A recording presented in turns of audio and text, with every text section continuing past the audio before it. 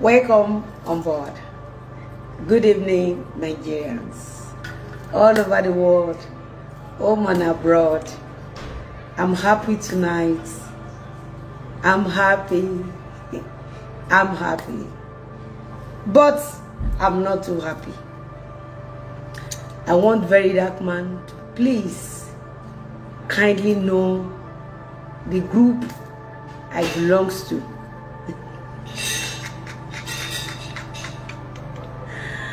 Yeah. Very Dark Man. Your group wo ni Iyabo Ojo to mi sí. Ma fún ẹni nko bi atogogoro egun tó tutù.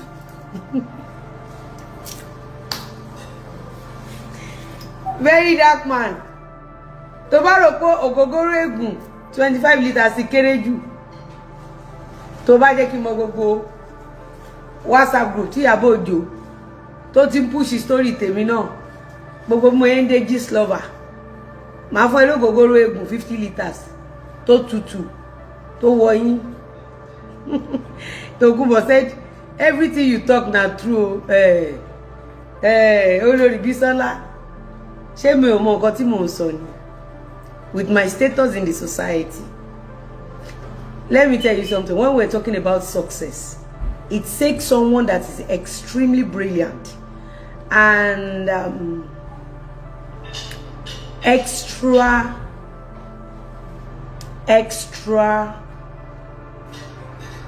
I don't know how to put it. But success is not meant for the dull ones. Success is not meant for the failed ones. Success is meant for the brilliant one, the smart ones. Me, I don't have friends. I don't keep friends. I move alone. But I study things. If you look at what Iyabo Ojo did to me yesterday, if you look at what Iyabo Ojo did, what Iyabo Ojo had planned ahead for me, Iyabo Ojo must have planned that in like a month or 2 weeks ago. If you all notice what happened yesterday, Iyabo Ojo did not know that God is coming to disgrace her woefully. What did Iyabo Ojo push into society yesterday? She lied that her daughter gave birth and they need to use my name for donations again. You remember that since few days ago, they've been doing their rubbish. The Akeem Befuro started it, and one guy. No, rice. You don't understand. Let me play this one for you to see how Iyabo Ojo push narrative to wreck and ruin people's life for no reason. And one terrible things about Iyabo Ojo is she lies a lot.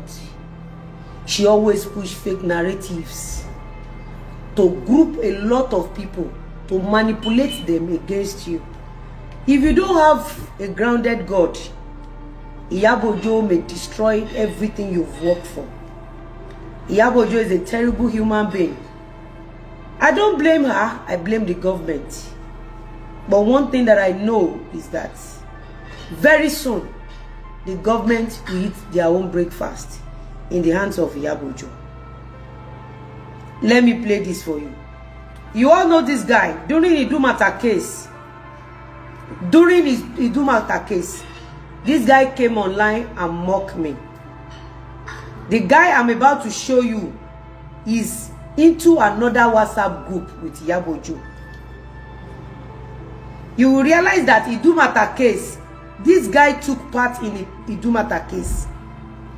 And Iyabo Ojo has already pre-planned them for yesterday. Just because Iyabo Ojo wants the whole world to see me as a bad person. Despite the fact that I don't make friends, I do my business, I dance to, it's okay, man. I dance to promote my business. You don't understand? Iyabo Ojo had planned for yesterday. This is how Iyabo Ojo operates. I want you to look at this guy. Look at this guy. You all remember this guy? This guy is supposed to be a comedian. Abi, an average entertainer in the society. The worst thing you could do to yourself is by joining in likes of Iyabo to bully an innocent person. If this guy care about his own career, if this guy wants to go far in his life, if this guy is planning to be successful in his life, I don't expect this guy to be working for Iyabo, this guy here. Look at him, a grown-up boy. Ọmọ tó jẹ́ pọ́jọ́ tí ìyá àti bàbá ẹ̀ bí wọ́n ní kílẹ̀ bí, wọ́n lọ́kùnrin làwọn bí. During the Idumata, this guy came and mocked me with Idumata case. One thing this guy don't realize is that he will definitely lose a lot of people. And the type of people he will lose in the society are successful people. No successful people will ever have confidence in this guy anymore. Let's see how Iyabo used this guy against me yesterday. And let's see how God disgraced Iyabo and this guy together. Let's see. Let's watch this together.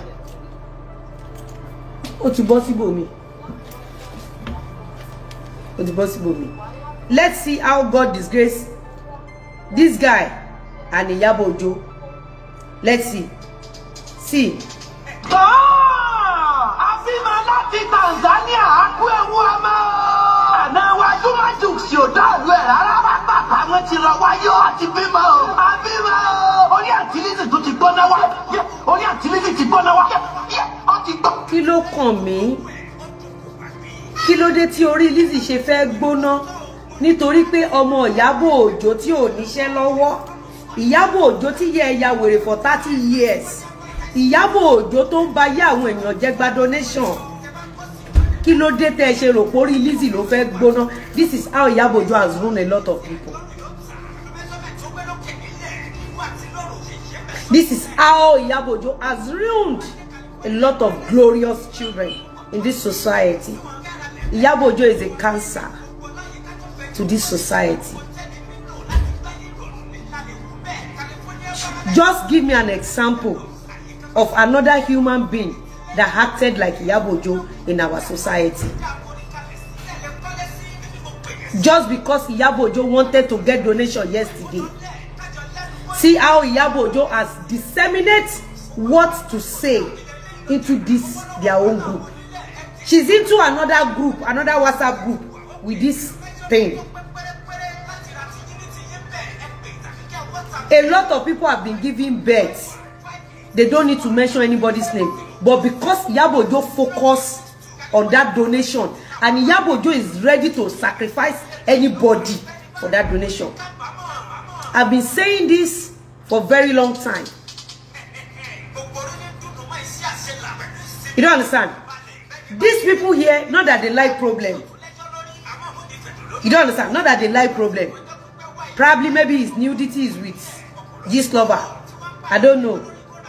Because how can a grown-up boy until Lizzy tó ń pariwo ṣe bó ní ìyá titiẹ tí bá wá fún ìyá ẹ nísìn wá máa sunkún ṣó mọṣẹ tí Lizzy ń bú ẹ ṣó mọ àwọn tó ń ṣàdúrà fún Lizzy bó ṣe ń pariwo Lizzy ó mọ̀ kó ti tán nínú ayé ò lè tàn mọ́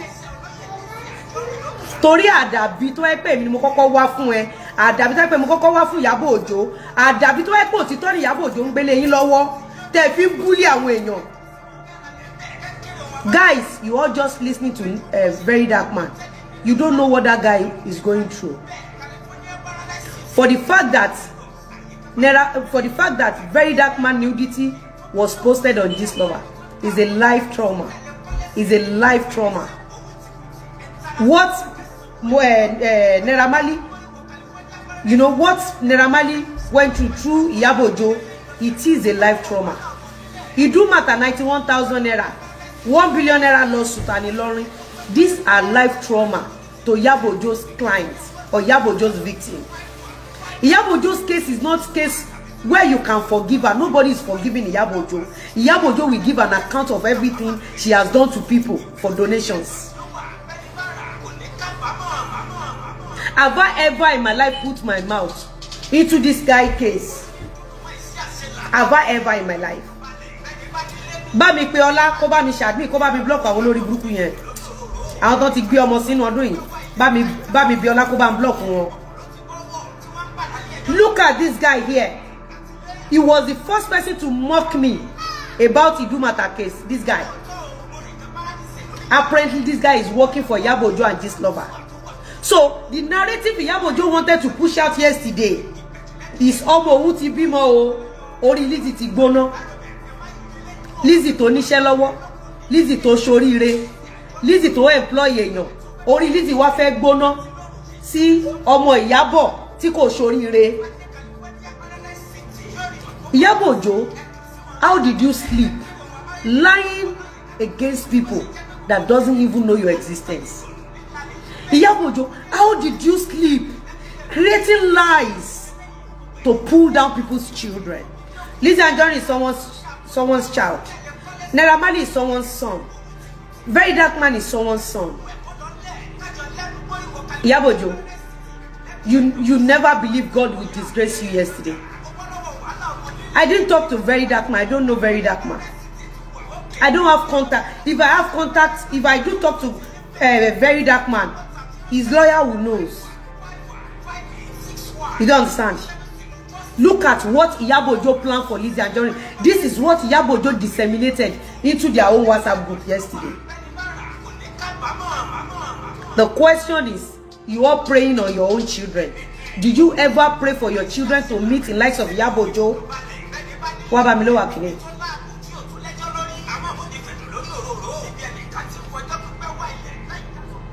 Shola, no, funi volume.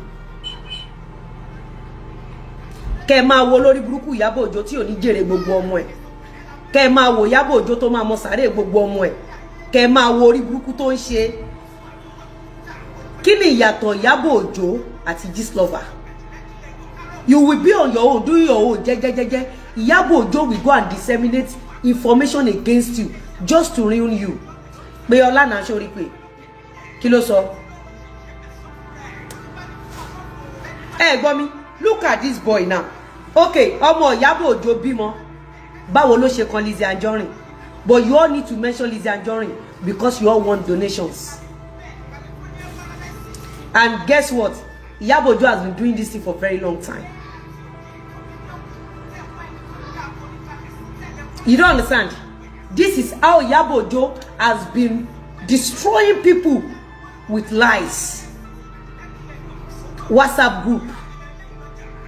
She has many WhatsApp group destroying innocent people.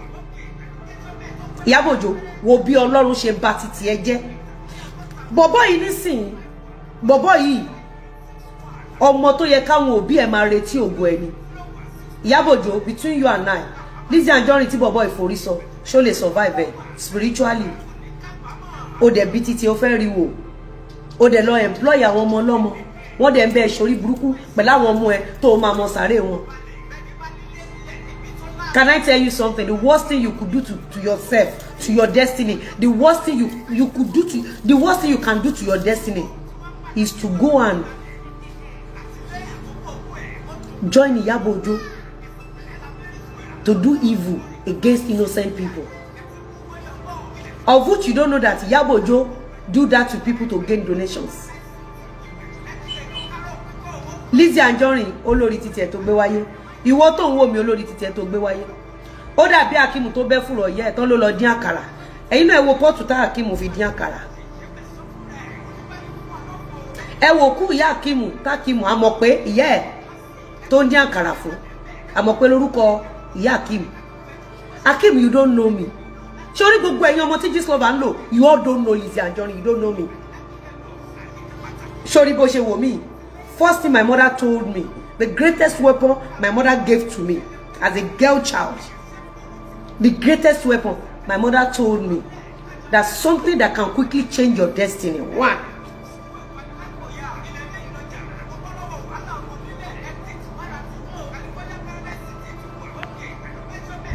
Now, do you know what can change your destiny? Fast.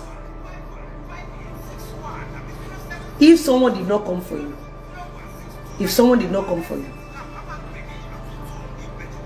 and you follow lies to attack the person, your destiny is a goner. Kí ni mo sọ fún ẹ? Sọ fún Ọlá pé ṣé kò ráyè ṣó wà lórí ìrìn ni. Your destiny is what? Ǹjẹ́ ilé mọ̀ pé Iyabo Ojo ní WhatsApp group tó fi ń push narrative? For those of you tí Iyabo Ojo ti jẹ́ kán block yín lórí àwọn platform tó yẹ kẹ́ ti ráàánú gbà. For those of you tẹ́ ti forí gbẹ èpè níbi tí Lizzy Anjorin ti ń sọ pé gbogbo yín tẹ́ bá gbèjà Iyabo Ojo àbí tí Iyabo Ojo bá gbèjà yín kọ́dún tó parí ẹ mọ̀ sàrí àwọn ọmọ yín ẹ fọjọ́ lọ́jọ́ kánjú kú tọmọtọmọ yín. You were blindly following Iyabo Ojo, of which Iyabo Ojo is committing sin. And you will never see Iyabo Ojo coming online saying, Adabito Ekpero ni mo pa. Have you ever seen Iyabo Ojo saying, Adabito Ekpero ni mo pa? So Iyabo Ojo knew the consequence of what she was doing to you as a stupid, foolish idiot that you are. Teba wo ìtàn Iyabo Ojo, ìyá ẹ̀ ṣẹ̀, bàbá ẹ̀ ṣẹ̀, ó náà ti molest òun age of 5. Iyabo Ojo dẹ̀ sọ pé òun àti bàbá òun disown ara òun. Iyabo Ojo ní bàbá òun máa ń mutí, ó máa ń mu drugs, ó dẹ̀ máa ń ṣe gbogbo nǹkan, which is raping, jale, ṣe gbogbo ẹ̀, like he does all things. Have you ever asked Iyabo Ojo who was the person that molested you at age of 5? So lójú Iyabo Ojo ní inferiority complex. Lójú Iyabo Ojo bí kí gbogbo ayé everybody kó bàjẹ́ ni. Lójú Iyabo Ojo bí káyé gbogbo yín kó bàjẹ́. Okay, ṣó ti ẹ̀yin nǹkan tí mi sọ now. Ẹ wo bọ̀bọ́ yìí. How can Iyabo Ojo mo sọ fún ẹ pé wàá tókè wò wá ṣubú àbò ṣubú. I've said this 2019. Gbogbo yín tẹ́ gbádùn kẹ́ máa gbé ọmọ lọ́mọ ṣubú. Ẹ máa tó òkè wò ọ̀run á wá là yín mọ́lẹ̀ kẹ́ lè bá mọ bó ṣe rí. Iyabo Ojo, for the first time in history of your life, you posted something on your platform like Naira Marley, like Sam Larry, like Lizzy Anjorin, like Very Dark Man. Iyabo Ojo, for the first time in history of your miserable life, you locked your comment section. How did you feel locking your comment section? Iyabo Ojo, how did you feel locking your comment section? Iyabo Ojo, how did you feel since yesterday? Iyabo Ojo, for you to have locked your comment section, is that not what you and Gistlover used to do to people? You strangulate people. You make life terrible for people. You make Iyabo Ojo. No. Oh, she ọmọ gidi, oh, she yo. Iyabo Ojo, ó máa Iyabo Ojo kó kúkú pa èèyàn, ó pè, kó kúkú pa èèyàn, ó pè ju nǹkan tó máa ń ṣe fún èèyàn lọ. Iyabo Ojo, the moment you send someone that people are accepting that person on social media, you and Gistlover will go and bring a story. Iyabo Ojo, you will hijack ibi tí èèyàn ti ń jẹun, ibi tí wọ́n ti ń fẹ́ràn èèyàn ní target wọ Iyabo Ojo, ibi tí ayé ti ń gba ti èèyàn ní target yẹn, ibi tí èèyàn ti ń jẹun ní target yẹn. Iyabo Ojo ó tún create time débi pé gbogbo àwọn tó bá ń follow èèyàn wá lọ bá wọn lẹ́yọ kọ̀ọ̀kan. Iyabo Ojo, ìwọ tó gbọ́n ọgbọ́n àti hijack manager àwọn èèyàn, gbogbo ìṣẹ̀dá tó bá ti ràn lọ́wọ́ rí, Iyabo ó kí ń lọ fún àwọn tó need ìrànlọ́wọ́. You don't help people because you don't have money. You are a pathetic failure, Iyabo Ojo. You don't help people. Oma, you always look for materials that someone else has built. You hijack the material, Iyabo. You weaponize the material, and you return the material back to the person that was helping to that material. You return it back as a destructive weapon. Iyabo Ojo, you will now convert that weapon to your own donation fraud scheme. Yesterday, Iyabo Ojo, you planned for me to off my comment section. You've already disseminated into your WhatsApp group that, oh yeah, go outside, go and be saying, omo eti bimo o, ayé ẹ ti bàjẹ́. Iyabo, ìwọ ló kọ́kọ́ máa lọ ṣépè wá dẹ̀ sápamọ́. Wá wá sápamọ́. Iyabo, tó bá bí ẹ. Iyabo, láàrin ìwà àtọlọ́run àtijọ́ tí ayé ò ní sí mọ́, sorry, Ọlọ́run máa wà for life. Iyabo Ojo, the very dark man deserved the prison you sent him to. Iyabo Ojo, knowing fully his nudity was sent to you, and that nudity featured on this lover. Iyabo Ojo, and you end up sending that boy to prison.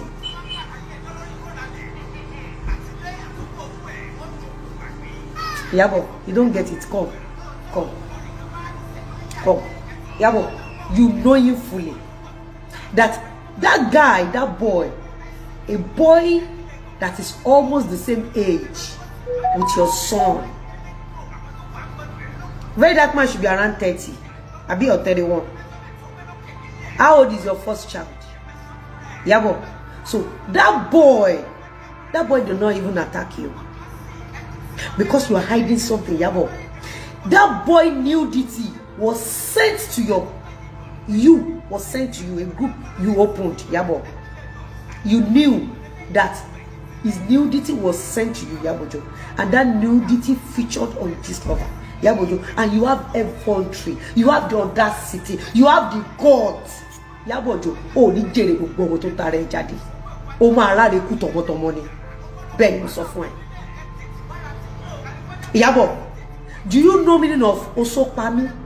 Mo konola, mo boju weyin, mo dobale, tó bá jù mí lọ jọlọ́run lọ. Iyabo, very dark man is another weapon against you that will never forgive you.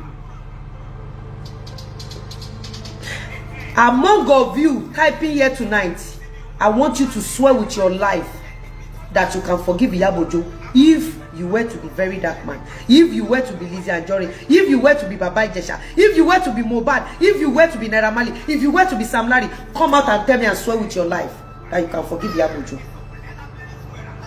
Come out and tell me. Iyabo, that boy nudity was sent to you. Iyabo, that boy nudity was sent to you. And that nudity featured on this lover. And you have the effort. The day they locked that boy in prison, Iyabo Ojo, how did you sleep?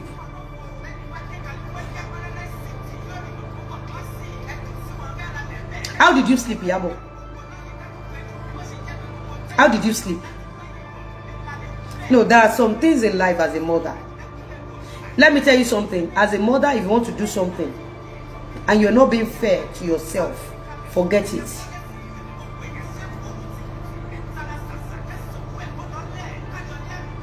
Iyabo Ojo, forget it. If there was no WhatsApp group, your WhatsApp group, that boy nudity was sent into, Iyabo, mashi wo pe ekoshi.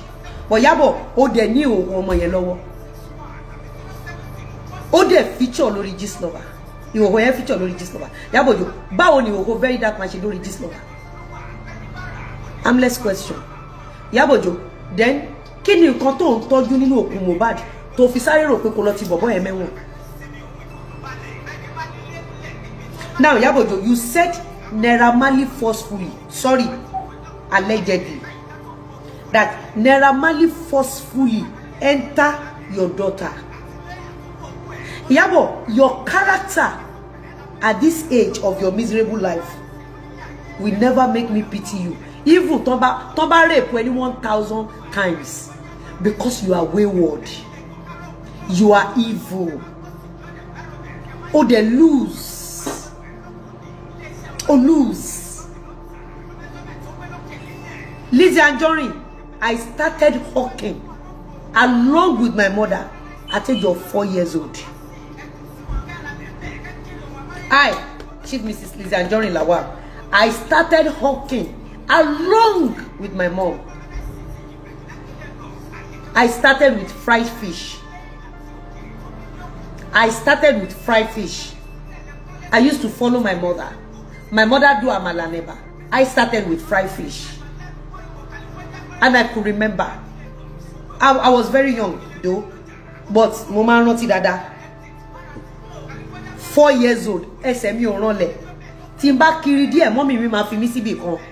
Mọ́mì mi máa ní pé kí n gbé ẹja mi díndín síwájú ibi tí mo tó ń gbé mi dé. Kí n tó tún padà lọ sí ìlú, kí n tó lọ máa ṣiṣẹ́ gàrí pẹ̀lú grandmother. Iyabo Ojo, age of 5 tí wọ́n sọ yẹn, mo ti kiri ẹja díndín tẹ̀lé mọ́mì mi, mo ò dẹ̀ ní history rape. Iyabo, you want to live large, but you don't want to work. Ṣé Naira Marley ló pè ọmọ ẹ wálé ẹ?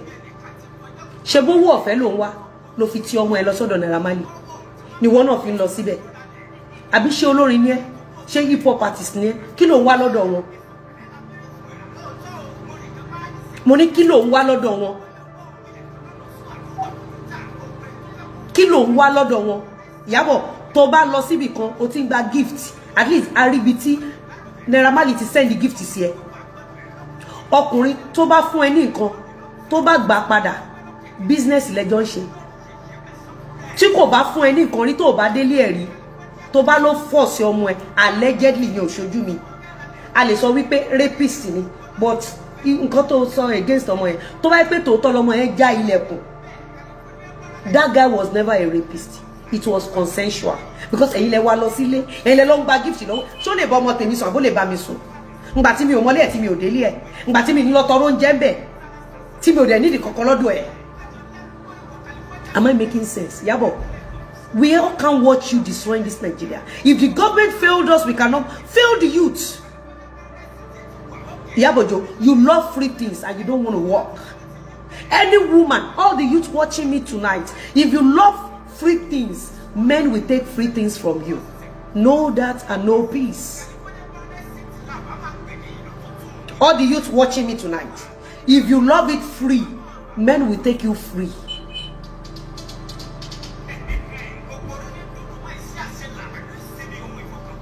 Hatulele, ukazatu.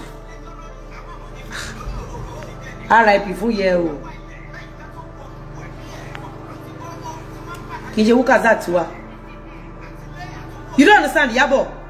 Why do you always say people offended you? Okay, now I have a video here. You lied against me. You said, "Bá mi pè Ọlá, pé kó fún mi ní video tí Iyabo Ojo sọ pé mo ṣe òun. Bá mi pè Ọlá. Pé mo ṣe òun. Ó ní mo ṣe ìyá ẹ. Ta ló lórí burúkú ìyá ẹ tó lò 30 years ló gbà wèrè tí mo ṣe." Mo bèrè, Iyabo Ojo, you always look for. If you look at when Iyabo Ojo brought Fola, when she was using Fola to collect donations, she said it. She said I offended her.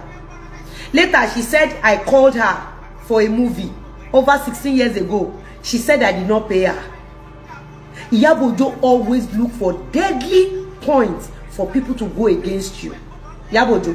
So if not for Lizzie and Johnny, that remind Nigerians that Naira Marley was not in Nigeria the day Mohbad died. That is how you will destroy that boy and move to another person. Iyabo, did you tell Nigerians you gathered to bring down Naira Marley when Naira Marley was giving you free money, free food or free gift, allegedly? Did you gather all these innocent youths? All these innocent youths. Do you know that since you started with Naira Marley, Shomole Babalawo ti Naira Marley matilo, Shomole Ologun ti Naira Marley matilo, Shomoye Ejeran ton ma ti ta sile, Shomoye Orisha ton ti ma bo. You see all the innocent youths tó ń fi orí wọn gba èpè, wọn mọ ayé, ìyá wọn ò dẹ̀ mọ ayé, because some of them came from a very poor background that they don't even have money for paracetamol. Talk less of having money láti ṣe oògùn. Tó bá rí owó ṣe oògùn nílé ayé ẹ, wà mọ̀ kan tó ń pè láyé. Tó bá rí owó ṣe oògùn, ó ti gbé 10 million naira lè ṣe oògùn, ó ti gbé 5 million naira lè ṣe oògùn, ó ti gbé 1 million naira lè ṣe oògùn, ó ti gbé 500,000 naira lè ṣe oògùn. Ilé ayé ìyá ẹ ó ti gbé 100,000 naira lè rọ mewúrẹ́. So you will misbehave in the society. I'm telling you this for free. Tó bá ti dé level tó ti fi millions of naira ṣe oògùn, first thing tó máa sá fún ilé ayé ẹ is kó lọ forí gbá orí pẹ̀lú àwọn tó ní owó fi ṣe oògùn. That is why the Quran said, àwọn tí mo ti pọ́nlé, ẹ bá mi pọ́n wọn lé, tẹ́ ẹ bá bá mi pọ́n wọn lé, Ọlọ́run ní kó wọ́n ayẹyẹ yín. Quran has said, àwọn tí mo ti pọ́nlé. Go and read your Surah Fatiha and see how God said, okay, only Olúwa, ọlá àwọn tó ti gbà fún, the rich ones, because they have money to do and undo. Iyabo, in history of this country, you are the only one that pack àwọn ọmọ tí òrówó ra paracetamol tó lọ ń gbé ẹlẹ́dàá wọn kọlu àwọn tó ń fi millions of naira ṣe oògùn. Mi ò tí rí olórí burúkú bíi títí ẹrí Iyabo. Mi tí rí olórí burúkú bíi títí ẹrí. Have you ever seen any of my children, my stepchildren? Have you ever seen any of my workers? Kó mẹ bẹ ṣe orí burúkú, kó wá máa ṣe orí burúkú bí wọ́n ṣe ń ti àwọn ọmọ ní tíátà lọ ṣe orí burúkú. Akeem sìn, Akeem Befuro ya ẹ, Akeem tó ń dó yẹ ẹ, Ọlọ́hun dín àkàrà. Ẹ wo pọ́ọ̀tù tí Akeem fi ń dín àkàrà. Ẹ mọ ọdún Akeem ti ń ṣe ọdún èpè fún àwọn ọmọ Iyabo tí Iyabo máa mọ sàárè wọn. Ẹ mọ ọdún Akeem ti ń wá fún mi. Ẹ mọ oṣù tó ti wá fún mi. The first time Akeem wá fún mi, ó gbé ìkódẹ wá. Wọ́n lé owó ẹyọ mọ́. Yes or no? Iyabo dẹ̀ lọ síbẹ̀. Ó lọ ṣe turn pop fún Akeem àbí? Akeem dẹ̀ ti ṣe èpè irú kọ́lọ̀ ọkú tó máa pa gbogbo ọmọ tó jáde lára Iyabo. Akeem nígbà tó jáde tó gbé ìkódẹ jáde, mi ò sọ̀rọ̀ ni, mo gbé nǹkan tó ju kódẹ jáde fún ẹ lọ. Àkàrà tí wọ́n dín yẹn, olórí burúkú ẹ ṣe pọ́ọ̀tù ayọ́ náà fi ń dín kàrà àwọn ọ̀yà mi. Mo ń béèrè, ó ní kòkò tá fi ń dín kọ̀rọ̀ àwọn ọ̀yà mi, kò ń ṣe kòkò àmọ́ ó níbi tá a ti ń dín, ó ní bá a ṣe ń dín, ó ní nǹkan tá a fi ń dín, ó dẹ̀ kò dẹ̀ ń ṣe pọ́, kò ń ṣe òróró la fi ń dín àwọn àkàrà ìyá mi, ó ní ohun tó fi ń dín. Àbólórí burúkú lẹ́yìn olóṣì blackmailers ni, kò ní yẹ yín tọmọtọmọ yín, gbogbo ẹ̀yin tẹ̀ ń bá yí ọmọ lọ́mọ jẹ́, ọ̀run ọba tí ń jẹ́ tọmọtọmọ yín, wọ́n á rùkú ọmọ wọlé fún yín kọ́dún tó parí. Àbó yá wèrè, èmi wà nù regular customer yín. Mo bèèrè pé ṣé èmi wà tí n bá sọ fún ẹ pé wàá sìnkú ọmọ kọ́dún tó parí, mo mí ìyẹn pẹ̀lú ẹ. Mo dẹ̀ ti sọ fún ẹ pé wọ́n máa sìnkú ẹ, o lè má kú sọ́run àmọ́ ní jára ayé mọ́. Ṣé Iyabo kú kí 7 days tó pé àbí Iyabo kú báyìí? Ṣé bẹ́ẹ̀ ilẹ̀ fún mi 7 days? Ṣé Iyabo ti wá kú àbí kò kú báyìí before 7 days? Ẹjọ́ là ń bó ogun ká tó sà. Ogun ní ṣe mú èpè kì í ṣe ìyànjà. Ogun ó lè wá ta kó ṣépè on what basis ló ṣépè? Èmi sọ fún Iyabo pé Iyabo àdàbí tó bá pé òtítọ́ ló gbé wá nípa Lizzy Anjorin. Ṣé mo pé nǹkan tí mo tẹnu mọ́ nìyẹn? Àbí nǹkan tí mo tẹnu mọ́ kọ́ nìyẹn? Ṣé mo ẹ rí pé nígbà tèmi àti Obo Ikirun tá jọ bẹ̀rẹ̀, mo sọ fún Obo Ikirun òun àtolórí burúkú Lúkú Òsẹ́ni àwa ẹ má ṣeré àfẹ́ onídùnlẹ́pọ̀n tó máa mọ sàárè gbogbo ọmọ ẹ̀. Ṣé mo pé nǹkan tí mo sọ nìyẹn pé Kádíjà Òsẹ́ni àdàbí tó pé Iyabo ó sọ òtítọ́, àdàbí tó pé Iyabo òtítọ́ ló gbé wá nípa mi.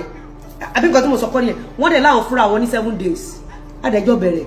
But ta ló kọ́kọ́ kú dànù báyìí? Ta ló kọ́kọ́ kú ẹ̀yin èèyàn? Ta ló kọ́kọ́ kú dànù báyìí? Ta ló kọ́kọ́ kú dànù? Day 5 lẹ ti kú báyìí. For the first time in history, Iyabo kò lè open comment here in history. Ta ló kọ́kọ́ kú dànù?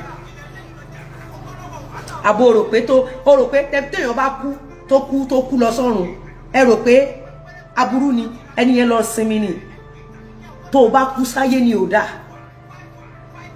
Tó bá kú sáyé tó jára ayé mọ́, ìyẹn ni ò dáa. Mo ń béèrè pé ta ló wá kú báyìí lénìí, ta ló kú báyìí? Ta ló kú? Iyabo, àwọn fídíò ṣe wà bí tí mo fẹ́ ṣe. Ma analyze àwọn write ups ẹ gbogbo nǹkan tó sọ for the fact that group tó wà tó ti ń comment Iyabo wọ́n release ìhòhò very dark man síbẹ̀. Ìhòhò yẹn dẹ̀ feature lórí Gistlover. Iyabo ó dẹ̀ ní audacity láti lọ ti very dark man mọ́lé, ó tún wá ní audacity láti lọ charge sí court. Àníwọ̀ ló máa da Nàìjíríà rúṣẹ́. Iyabo, ìwọ ló ti dá Nàìjíríà irú already. Ó wá kú ọlọ́gbọ́n ìjọba láti fi egun òtòlótò because case tó wà lẹ́yìn no retreat no surrender. Yasin, Iyabo, until the EFCC pick you up to do the needful, until Nigerian police pick you up, be nudity very dark man ó ṣe dé page Boyede WhatsApp group ẹ.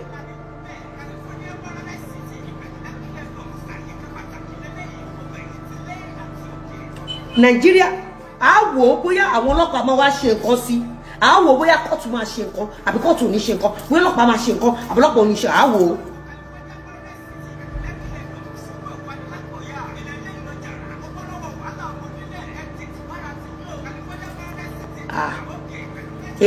Olórí burúkú ló ní I watch your video now where you cause the newborn baby. Àti ìyá ọmọ àtọmọ ló máa ṣọ́kù àti Iyabo Ojo. Gbogbo yín máa ṣọ́kù ni. Àdàbí tó ẹ pòsì tó ní Iyabo Ojo gbé wá síbí báyìí. Iyabo Ojo máa ṣọ́kù tọmọ ẹ̀ ní. Iyabo Ojo máa ṣorí burúkú kúrò láyé pẹ̀lú ọmọ ẹ̀ ní àtọmọ ọmọ ẹ̀. Iyabo Ojo máa mọ sàárè gbogbo ọmọ ẹ̀. Àdàbí tó ẹ pòsì tó ní Iyabo Ojo gbé against him. Ògún ló máa pa ìdànù, ògún ló máa fẹ́ jẹ́wẹ́. Àbólórí burúkú lélẹ̀ mi lè wá lórí bá psychology fún mi. Ẹ máa ṣọ́kù tọmọ yín ni. Olórí burúkú Iyabo Ojo tó máa mọ sàárè ọmọ ẹ̀. Nígbà tí Akeem ẹ̀yin ará TikTok àtàrà Facebook, ta ló kọ́kọ́ gbé ògùn wá ṣépè fún àwọn ọmọ Iyabo Ojo? Ta ló kọ́kọ́ gbé ògùn wá ṣépè irú ikú tó máa pa gbogbo ọmọ tó tara Iyabo Ojo jáde? Ṣé èmi ni àbí Akeem? Mo ń bèèrè lọ́wọ́ yín. For how many months ni mi fi dá Akeem lóhùn? For how many months?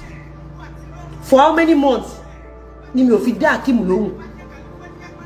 For how many months? No, let's be sincere. Olórí burúkú ni Iyabo Ojo, bó ṣe máa manipulate nìyẹn. Ẹni àánú ni Iyabo Ojo, ó ti ṣòfò ọmọ nínú ayé. If I may ask, ó tó how many months tí Akeem fi ń gbé ògùn, àwọn ògùn fake, ògùn ke lásán, ó tó how many months tí Akeem fi ń gbé ògùn wá fi ṣépè irú ikú tó máa pa gbogbo ọmọ Iyabo Ojo? Ẹni pé Iyabo Ojo ti fẹ́ manipulate, ẹni pé ó ti fẹ́ tàn ẹ̀. Now Iyabo Ojo ní audacity láti lọ sọ fún Akeem pé kó wẹ́dàn kó ráìdàn. Iyabo Ojo àmọ́ sáré gbogbo ọmọ ẹ̀kọ́ tó jáde láyé. Akeem Befuro, ìwọ sórí ìwọ mo ti finish ìwọ already. Ṣé rántí pé ìgbà tó kọ́kọ́ ṣe ó padà wá, ó tún padà ṣe, ó tún padà ṣe, ó máa gbé ògùn wá. Olórí burúkú Iyabo tó máa mọ sàárì àwọn ọmọ ẹ̀, tó máa mọ sàárì ọmọ àti sàárì ọmọ ti ẹ̀gan kó tó ráre jáde kúrò láyé. Ẹ bèèrè lọ́wọ́ Iyabo Ojo pé kí ló dé tó ṣe create WhatsApp group láti máa bà tèèyàn jẹ́. Mo bèèrè, is Lizzy Anjorin not someone's child? Ṣé nǹkan tí Iyabo Ojo ń ṣe fún Lizzy Anjorin ta ni nínú yín ló gbàdúrà kan ṣe fún ọmọ ẹ̀? Ṣé nǹkan tí Iyabo Ojo ṣe fún Bàbá Ìjẹ̀ṣà, Very Dark Man, Naira Marley, Sam Larry, ta ni nínú yín ló gbàdúrà kan ṣe fún ọmọ ẹ̀? Look at how they will be cutting my own video. Iyabo wà mọ sáré gbogbo ọmọ ẹsẹ̀. Iyabo àfi tí ò bá sí Ọlọ́run, àdàbẹ́pọ̀ òtítọ́ ló gbé wá lórí ọ̀rọ̀ Fọlá nípa Lizzy ló kù. Mo sọ fún ẹ pé ẹ̀ǹdí ẹlẹ́lẹ́ lórí cyberspace yìí sẹ́ ò ní ṣe kà mọ́ sẹ́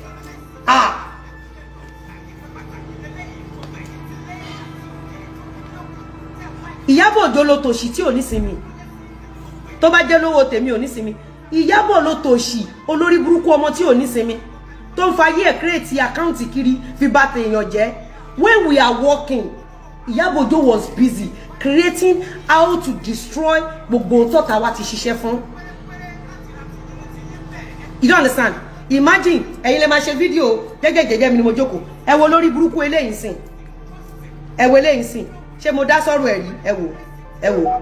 Ẹ̀yin náà ẹ wò. Abímọ láti Tanzania akú ewu ọmọ. Tẹ́mi bá wá sọ pé ọmọ yẹn máa fojú sunkún ẹ̀. Àtẹni tó bímọ àtọmọ tẹ́ bí ẹjọ́ ọmọ sàárè gbogbo wọn.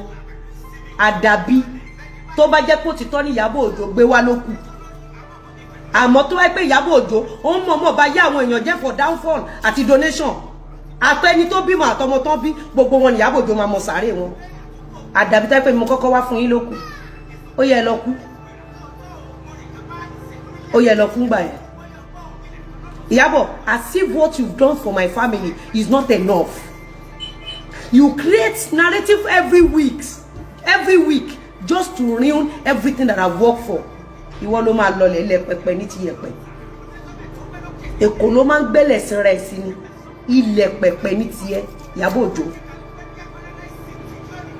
àdàbí tó bá pé ńgbà tí mo bímọ mo dárúkọ ẹ̀ àdàbí tó pé ńgbà tọ́mọ mi bímọ mo dárúkọ Iyabo Ojo àmọ́ tí mi ò bá drag ńgbà tí mo bímọ ńgbà tọ́mọ mi bímọ tí mi ò drag ní gbogbo ìgbà tí n bá ń ṣe nǹkan Iyabo Ojo gbogbo ohun tó ń dùn ẹnu ló máa di kòrò ló máa di kó òjijì mọ́ ẹ lójú èyí olórí burúkú olòṣì olè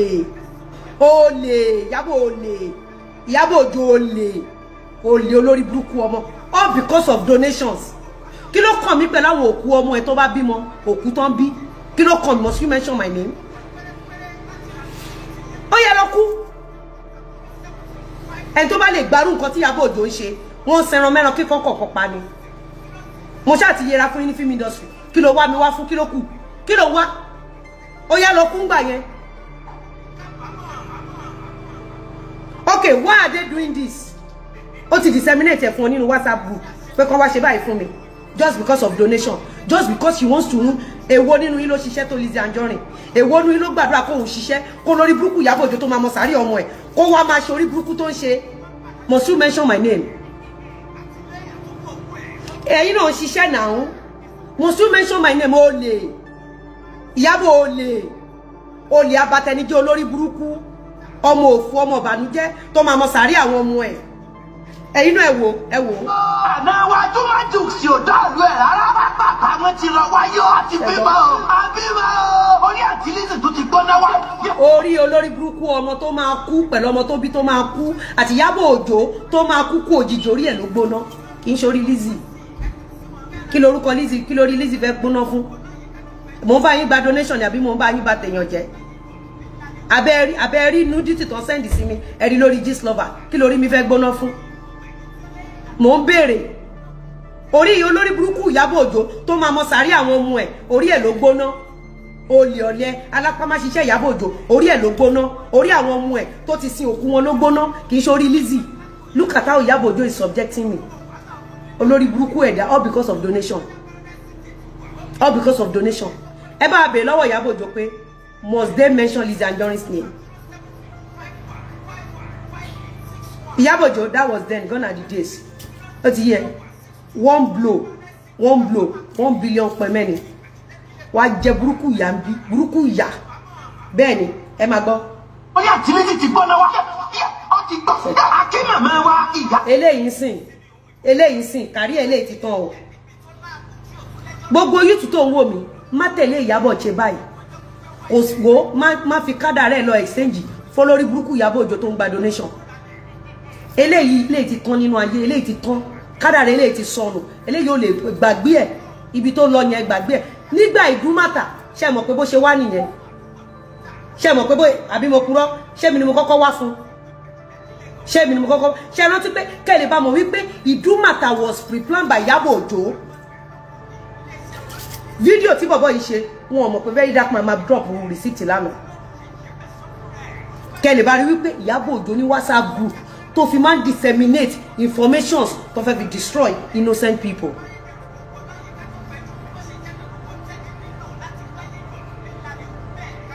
Gbọ́ mi kan tí mi sọ ibi tẹ́tí máa mọ̀ rí wípé Iyabo Ojo ní WhatsApp group tó fi disseminate informations tó fi destroy àwọn contact yẹn tẹ́ bá dẹ̀ notice Iyabo Ojo mi ò fẹ́ dárúkọ ẹ rí pé èèyàn kan wọ́n lọ fẹ́ ra wọn recently until ìgbà tí Iyabo Ojo gba fóònù lẹ́ni ẹ tó nísinmi wọ́n jọ wá ń bóyin fake kiri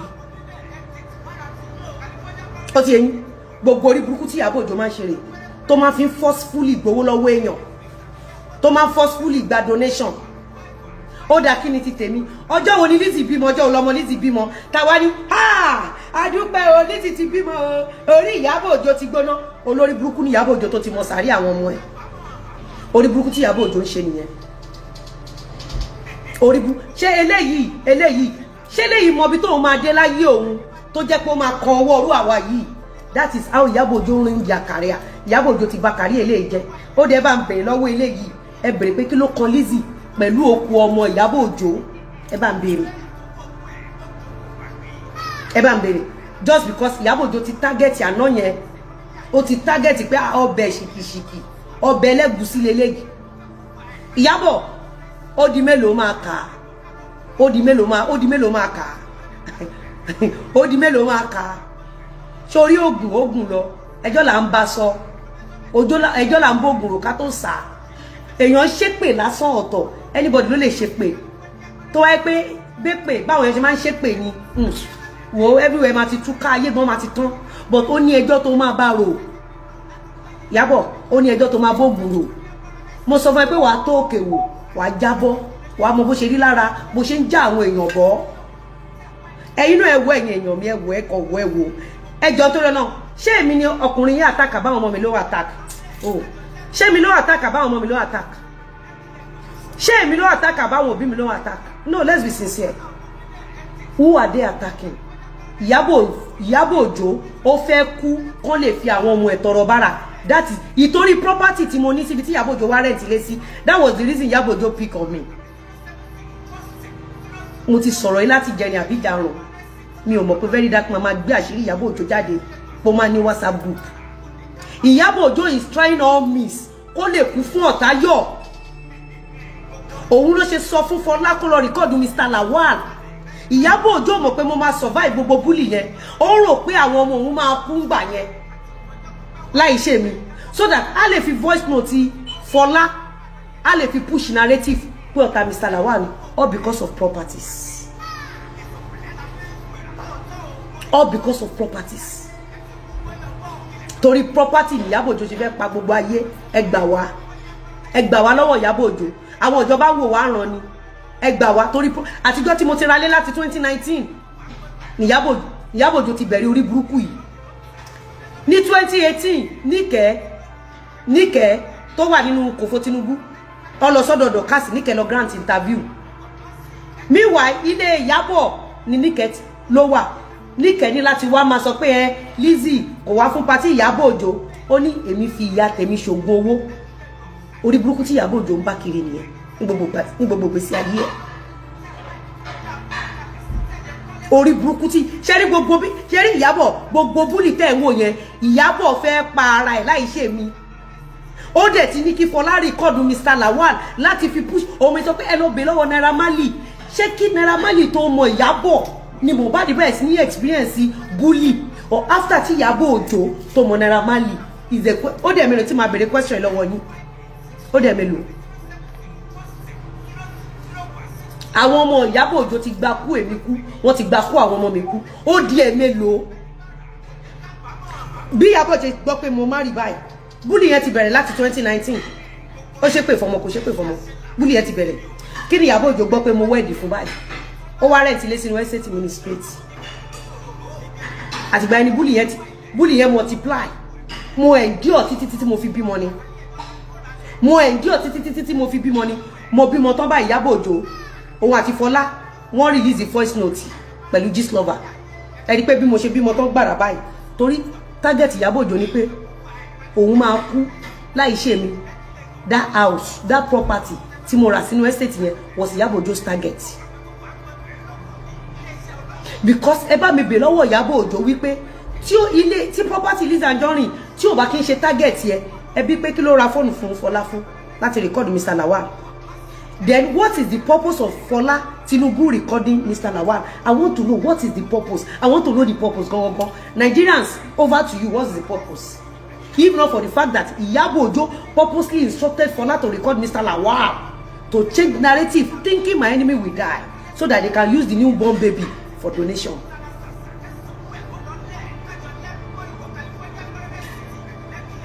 Ẹ gbà wá lọ́wọ́ Iyabo Ojo.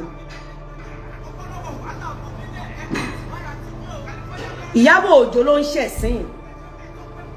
Iyabo Ojo ṣe òmùgọ̀ olórí burúkú ló ń ṣe. Ìgbéyàwó dé ẹ̀mí pin ni fún Iyabo Ojo. Ìgbéyàwó dé ẹ̀sìn dé ni fún Iyabo Ojo. Gbogbo orí pé gbogbo nǹkan tí Iyabo Ojo plan during pregnancy mi, during marriage mi, during journey mi, orí pé ló ń ṣẹlẹ̀ sí Iyabo Ojo in return. Ìyẹn ò lè rí, ẹ̀yin ti kú sáyé. Ẹ̀yin ò rí gbogbo nǹkan tí Iyabo Ojo plan nẹ̀ during marriage mi, pregnancy journey mi, after baby, gbogbo ohun ló ti ń ṣẹlẹ̀ sí Iyabo Ojo náà báyìí.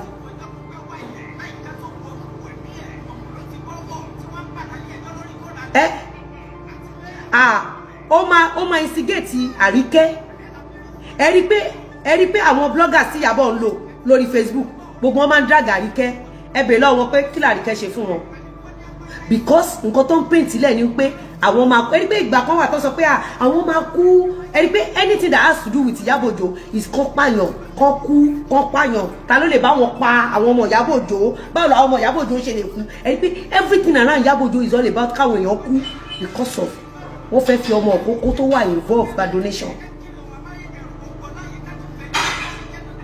Kamoru ló wọlé dé Iyabo how market jẹ́ kí n ka kíní ọ̀rọ̀ pọ̀ tí mo fẹ́ sọ ẹ jẹ́ ká play fídíò eléyìí ó ti ayé eléyìí ti tán eléyìí ti gbàgbé pé ọmọ kò lénìyàn lòun eléyìí ti gbàgbé pé nínú ayé kò sí bóun ṣe máa rìn tóun ò ní pàdé irú wa fídíò tó dẹ̀ ṣe fún mo mọ̀mọ́ gbójú ẹ̀ síta ni ìwọ tó fẹ́ pé tó fẹ́ fún níṣẹ́ ìwọ tó fẹ́ fún ní MC ṣé o ti rí iṣẹ́ tó ń ṣe fún Iyabo Ojo àbó orí kẹ tó pè sí iṣẹ́ gbogbo ẹni tẹ́ máa ń pè àwọn MC ẹ ti rí iṣẹ́ tó ń ṣe fún Iyabo Ojo ẹ má rántí bó ṣe mọ́ọ̀kì mi nígbà dúmọ̀tà ṣe rí iṣẹ́ tó tún wá ṣe lánàá kò mọ̀ pé Ọlọ́run ọba tí kò lé ní kó tó mú ni ó ti prepare ìtìjú àgbáyé fún Iyabo Ojo now ẹ jẹ́ ká play ẹ̀ láti bẹ̀rẹ̀ ká gbọ́ tán. Abímọ láti Tanzania akú ewu ọmọ àná wájú májú sí òdàlú ẹ̀ rárá bàbá wọn ti lọ wáyé àti bímọ abímọ orí àtìlísì tó ti gbóná wá orí àtìlísì ti gbóná wá ó ti gbó. Kẹ́ tó pè síṣẹ́ ṣe ti ríṣẹ́ tó ń ṣe o kẹ́ tó pè síṣẹ́ kẹ́ tó bá dòwò pọ̀ nínú ayé ẹ ti rí bísínẹ́sì tó ń ṣe o ẹ má yẹ pé tó bá pè sí patí wàá rí sórí ẹ lórí Gistlover o ní là sọ fún ẹ. Akí màmá wa Iyabo Ojo kú ọwọ́ lómi o abiyamọ kú ọ̀rọ̀ ọmọ pápá màmá ti gbéra ó dìgbò. Ó máa gbéra àgbà tó kú Mohbad ti ṣe donation kò wá ní gbéra abiyamọ ni abiyamọ gidi gan ṣáà wo dáadáa kó má lọ bá rẹ lọ́dọ̀ Gistlover lára àwọn ọmọọṣẹ́ Gistlover nìyẹn wojú ẹ o abiyamọ ni àgbà tó kú Mohbad wà níbi tán ṣa wẹ́lẹ́wẹ́lẹ́ sí mọ́ṣúárì tí Mohbad ò tí ì wọlẹ̀ abiyamọ gidi o rí mọ́ yẹn sáré bẹ̀rẹ̀ tó ń bẹ̀rẹ̀ property Mohbad abiyamọ ni gbà tó ti fòkú Mohbad àtòkú Fọlá tó ti fi tu owó jọ abiyamọ ni pápápá ni àpápá ṣé òkú Mohbad ṣì wà wọ́n ló kú Mohbad ti dà kísà sí mọ́ṣúárì ìyẹn òkú tí Iyabo fi gba donation abiyamọ ni kò wá ní má jà abiyamọ kò má bá jẹ ok ẹ̀yin tẹ́ ń wò mí ṣẹ́yìn lè fòkú ọmọ lọ́mọ òkú tí ó kàn yín lọ́wọ́ kàn yín lẹ́sẹ̀ ṣẹ́yìn lè fòkú ẹ̀ gba donation abiyamọ gidi ni kò bá má jà abiyamọ a máa yé aláyé abajẹ́ amúniúdí ti very dark man a lọ fíṣù ẹ̀ lọ́dọ̀ ọ̀gá ẹ̀ lọ́hùn Gistlover ó wá abiyamọ ni ẹ tó rìlíìsì òhò èèyàn tó tún mọ́ ọmọ lọ́mọ tó rán lọ ẹ̀wọ̀n abiyamọ ni ẹ bá wa wojú ẹ̀ dáadáa lára àwọn tí ó ń ṣiṣẹ́ fún Gistlover nìyẹn o.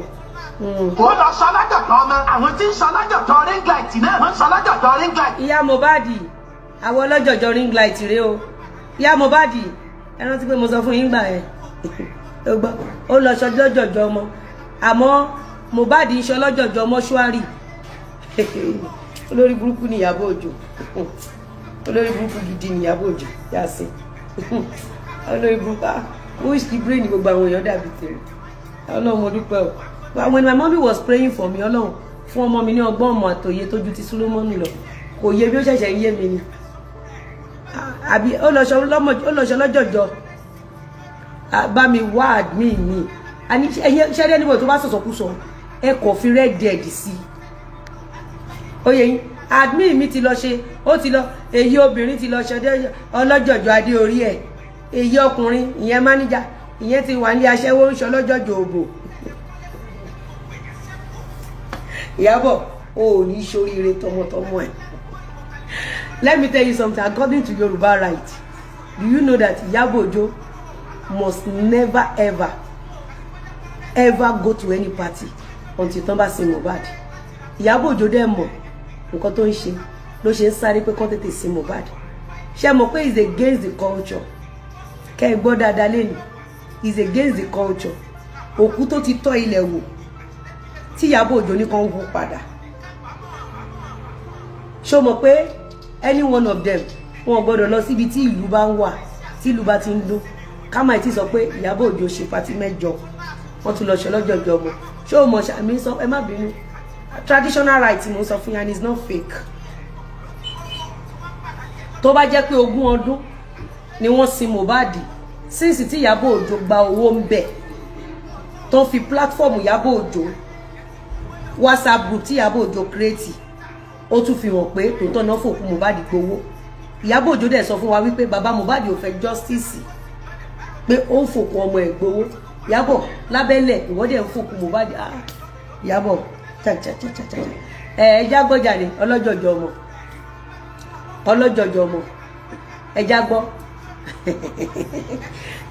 ẹ lọ bẹ̀ lọ́wọ́ àwọn èèyàn òkú Mohbad ti tọ́ ilẹ̀ wò àti Iyabo o àti ìyàwó Mohbad o kò sí kankan nínú wọn tó gbọ́dọ̀ lọ síbi tí ìlú wà. Ọ̀gbẹ́ tá a bá ń wò yín látọ̀ kan ó ní táwa ń rí táwa mọ̀ ó yẹ àwa lè kéré lọ́jọ́ orí bọ̀ àgbàlagbà làwọn. Ó gbádùn mi ọlọ́jọ̀jọ̀ ọmọ gbéra ẹ wo dáadáa ẹ ti rójú ẹ ó ń ṣiṣẹ́ fún Gistlover o ẹ ti rí tó bá pè sí pátí àbò ní nǹkan ṣe pọ̀ pẹ̀lú ẹ̀ ó gba àwọn òwò tó ń jáde lọ́dọ̀ Gistlover náà lọ́nà mọ̀ bóyá débẹ̀ ojú ẹ̀ dáadáa o má là sọ fún ẹ o ẹ mọ̀ pé mi ni máa ń predict fún yín bí. Àwọn ọmọdé tí Iyabo ṣe ní pé kán wú Mohbad o ẹ ṣáà máa gbọ́ ẹ máa gbọ́. ìyàgbá bí àǹtí yóò tó ṣàtìrí ń ga jìbá. wọ́n dẹ́kun olórin gbàjáwìrì pé. ṣẹgbọ́ àǹtí yóò tó ẹ ti rí ṣẹ́mi ẹ̀gbẹ́ ohun tó ń forí sọ ṣé ẹ̀mí ẹ̀gbẹ́ nǹkan tó ń forí sọ ta ló fẹ́ bá mi sọ fún bó ti kó bá rẹ̀ láwùjọ ẹ̀yin abiyamọ ẹ bá mi sọ fún ẹ̀yin abiyamọ ẹ sọ fún ẹ̀yin abiyamọ ẹ sọ pé ó ti kó bá rẹ̀ láwùjọ ẹ wojú ẹ̀ dáadáa o ó ṣiṣẹ́ pọ̀ pẹ̀lú Gistlover ó ṣiṣẹ́ pọ̀ pẹ̀lú Iyabo Ojo ẹ ti rí ẹ wojú ẹ̀ dáadáa ó yá. àbẹ́ very dark man olórin ìmáì. má gbé very dark man mọ́ra jẹ́ ká sọ̀rọ̀ nípa ìhòòhò very dark man tó ń fi sí péjì Iyabo Ojo tó feature lọ́dọ̀ Gistlover ìyẹn ni kò jẹ́ ká padà sí má sọ̀rọ̀ lọ́bẹ̀rẹ̀ rárá a ní interest nínú very dark man àti Portable àwa márùn-ún ni Gistlover post myself Portable very dark man Bobrisky àtàrà ó ti yé ọmọ kékeré ló ń ṣe wọn tó bá yọ máa jágbọ́n bí Gistlover ṣe ń operate ó ti yé a ní interest nínú Portable àti very dark man what we are interested in now right now òun ni pé báwo ni nudity very dark man ṣe dé Gistlover láti WhatsApp Iyabo Ojo nǹkan ta ní interest lé lórí nìyẹn.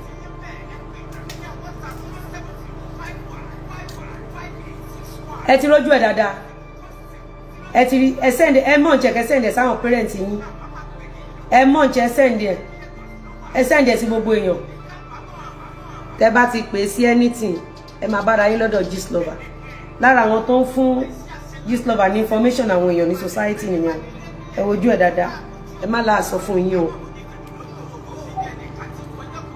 mo dẹ̀ ní ìdí iṣẹ́ tó tọ́ ọmọ bá ń gbàṣọ mi àwọn èèyàn kú ń bá mi mú lẹ́yọ̀ kọ̀ọ̀kan bá ń gbàṣọ mi wọ́n ní mo ní ìdí iṣẹ́ á dá fún wọn tó ní I need a job ó ṣe jáde ẹ ti rí gbogbo ẹ̀yin ọmọ Nàìjíríà òun ṣe warriors nìkan ṣoṣo ẹ ti rójú ẹ ti rí iṣẹ́ tó ń ṣe fún Gistlover ẹ rí pé ó fẹ́ change narrative òun ò ní interest nínú ìhòòhò very dark man rántí pé ìhòòhò very dark man tó mèkè dọ́dọ̀ Iyabo tó padà lọ feature lọ́dọ̀ Gistlover next ìhòòhò lè jẹ́ ìhòòhò ọmọ ẹ̀ next ìhòòhò ó lè jẹ́ ìhòòhò tiẹ̀ fúnra ẹ̀ next ìhòòhò ó lè jẹ́ ìhòòhò ọkọ ẹ̀ ó lè jẹ́ ìhòòhò aláàánú ẹ̀. This is right time for every abiyamọ to stand against Iyabo Ojo. Ìhòòhò very dark man tó send sọ́dọ̀ Iyabo Ojo báwo ló yẹ dọ́dọ̀ Gistlover. Iyabo jẹ́ kí n wá ka kìíní ẹ̀ pẹ̀lẹ́ Iyabo dé kí ni wọ́n ti wá bẹ̀ẹ̀ sí.